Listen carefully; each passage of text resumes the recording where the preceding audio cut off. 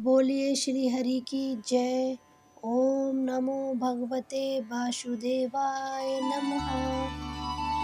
अश्विन माह के शुक्ल पक्ष की एकादशी का नाम पापाकुंशा एकादशी है।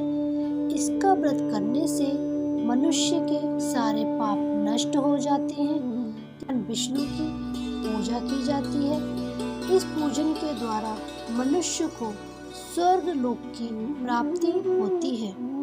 आइए जानते हैं पापाकुंशा एकादशी व्रत की कथा।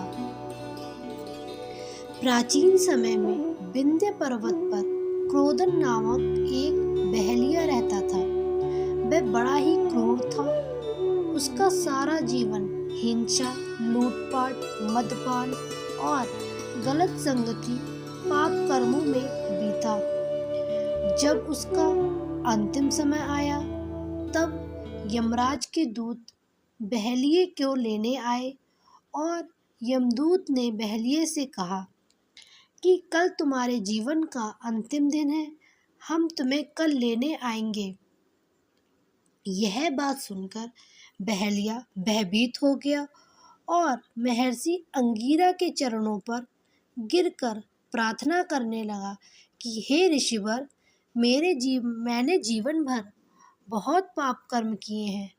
कृपा करके मुझे कोई ऐसा उपाय बताएं जिससे मेरे सारे पाप नष्ट हो जाए और मुझे मोक्ष की प्राप्ति हो।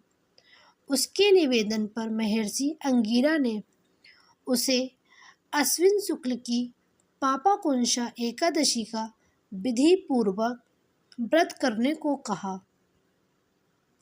महर्षि अंगीरा के कहे अनुसार उस बहेलिये ने यह व्रत किया और किए गए सारे पापों से छुटकारा पा लिया और इस व्रत पूजन के बल से भगवान की कृपा से वह विष्णु लोक को गया।